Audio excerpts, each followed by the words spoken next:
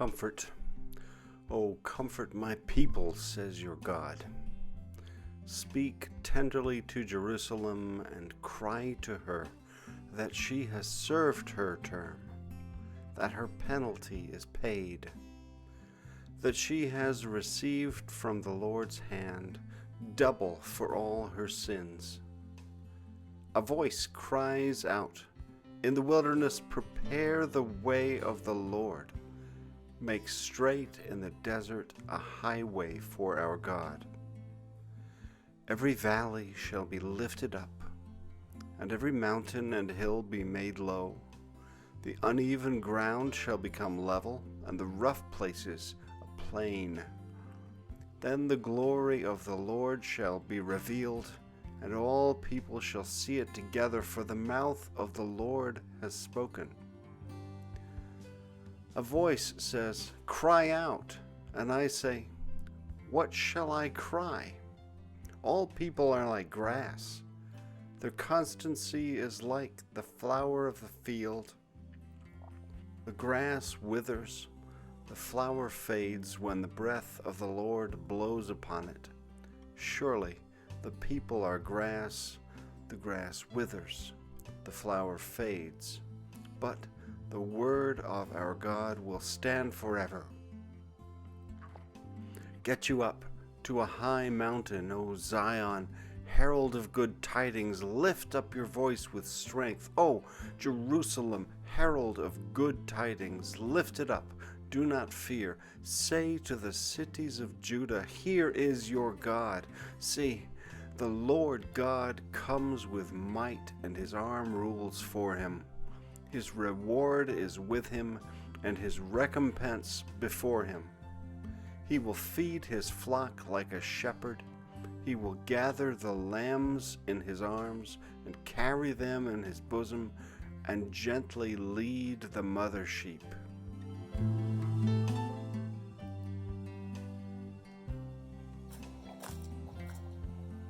We are kind of in the wilderness here. Not very far from home, but climbing up a hill or up a dune. And I want to talk about this wilderness thing because in that passage from Isaiah 40, we get this promise that we're going to go home. But between home and here is a wilderness. And that wilderness is hard to get through. It's challenging. It's got a lot of ups. It's got a lot of downs. And that's what we're talking about today. The ups and downs and turning the wilderness into a place that you can get through. So, Isaiah 40, comfort. Oh, comfort my people. And let them know it's going to be okay. And let them know I'm going to take you through. And then it says, we're going to take that wilderness and we're going to turn it into a highway for our God. And that's got kind of two meanings. For one thing, it means we have a lot of work to do making this wilderness into a highway. We're at a time in the history of humanity when we've made a lot of wilderness into highways. Maybe sometimes too much. But then on the other hand, we travel a lot easier on highways than we do in wilderness. And so God is going to come to us on this highway that we build. So we prepare a way, prepare the way of the Lord. And then when we have prepared the way, then the Lord comes to us. But then there's this other thing. The Lord leads us back to Jerusalem. In the great triumphant return procession. And you can't have a triumphant return procession down the path like this one right here. You have to have a return procession on a wide road where people can see, where people can go, where people can walk together, where people can sing songs and enjoy. It's November, so it's inherently a dangerous time to be out in the woods in Michigan. I'm talking, hopefully scaring away hunters. I'm not too worried about the deer, but yeah, wilderness. Do you feel like maybe the time we've been in lately is a wilderness time? Because that wilderness thing has been a metaphor ever since Israel spent their 40 years in the wilderness.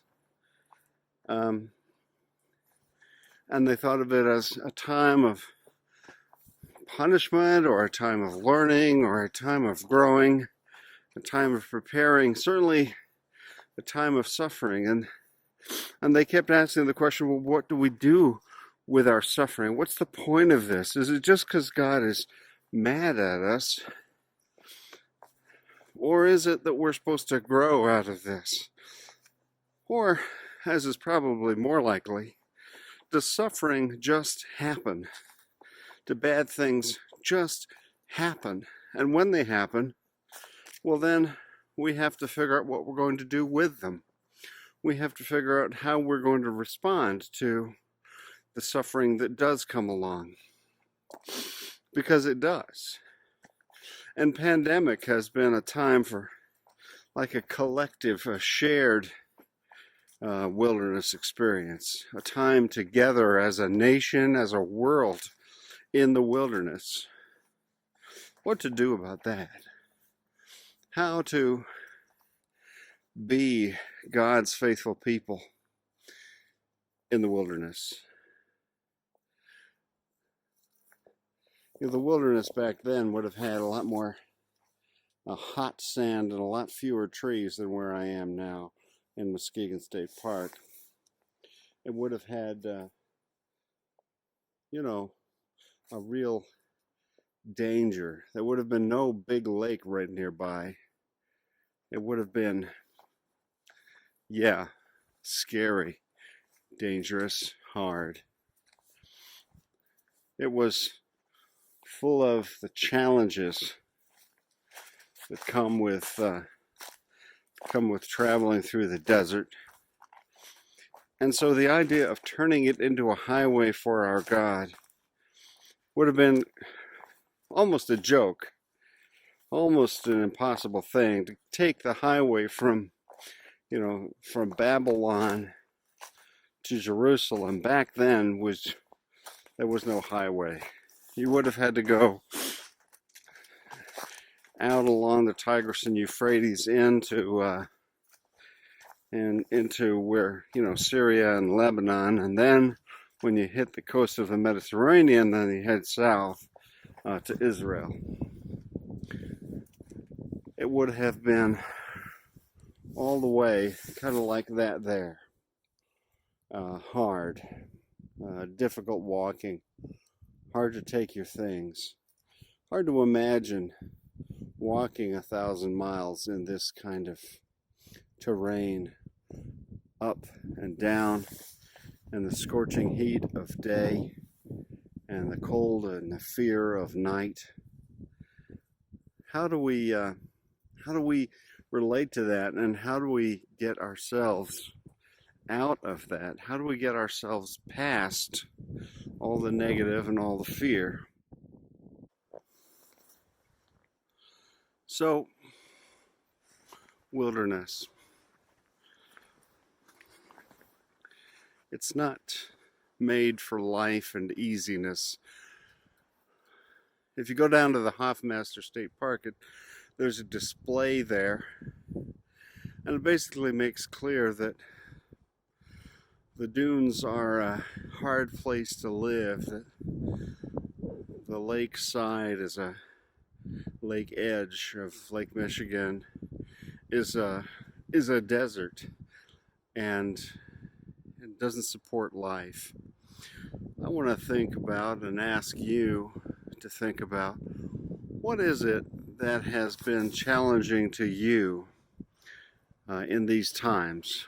What has been making life harder in these times, and where have you been finding sustenance in these times?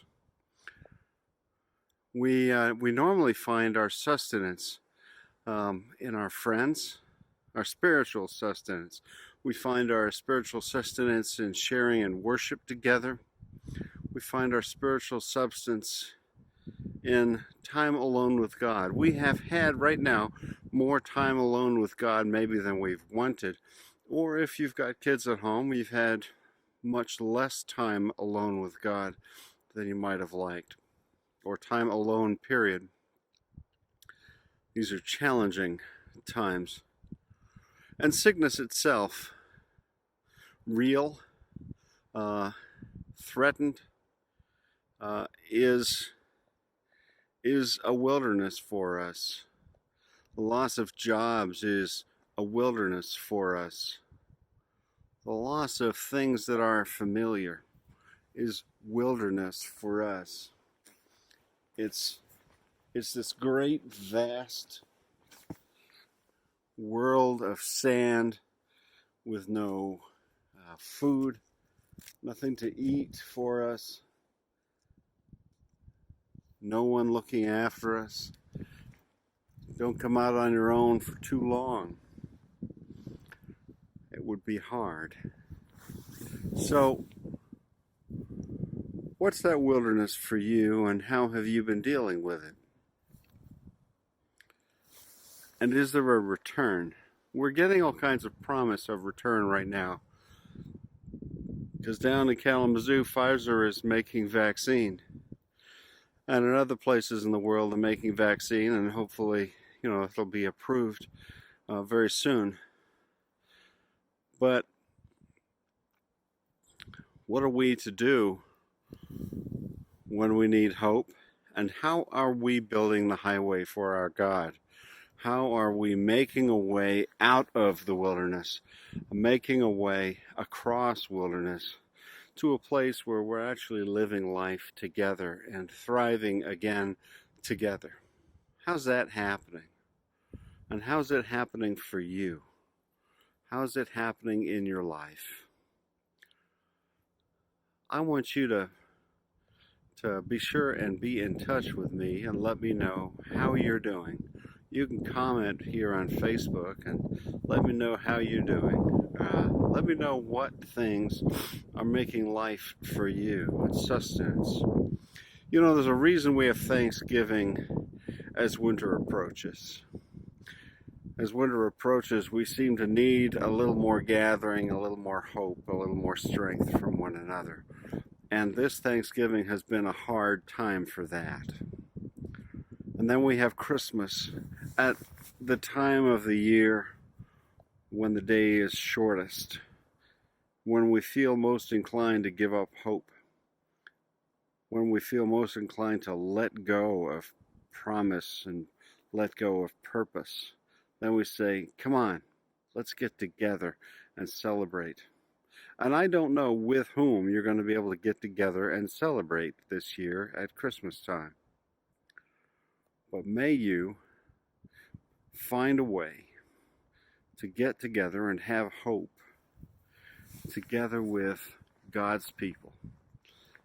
Get together online, talk about stuff. I know, we're all tired of Zoom meetings. We're all tired of those kinds of approaches. And yet, hang on to it. Jesus came to this world and he said, among many other things, that eagles have nests, or birds have nests, and foxes have dens. And he was talking about the powerful people. Eagle represented the empire, and the fox represented Herod. But the Son of Man, he said, has no place to lay his head. It is as though the Son of Man lives in a wilderness like this, like those 40 days he spent in the wilderness. We are coming out of, we hope, time of wilderness, and yet it may be another 6 months. It may be another year before we get to go into our normal life again. It's not going to be easy. Getting from here to there, it's going to require more patience than we've had before.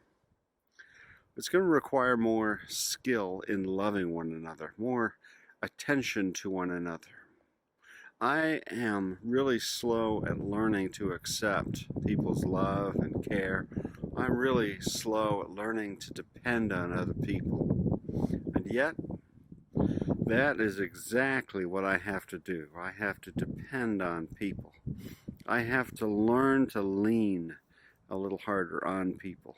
And we have to learn to lean a little harder on one another and to support one another. These are wilderness times. And yet the Lord calls us to comfort my people. He says to the prophet, comfort them, darn it. Tell them that their time is ended, their time of punishment is over, that any time that they were thinking it's awful is coming to an end. And they need to know that. They need to know the promise and purpose and hope are ahead, even if we hope for hope. Keep hoping. Keep in touch. God bless you and God love you.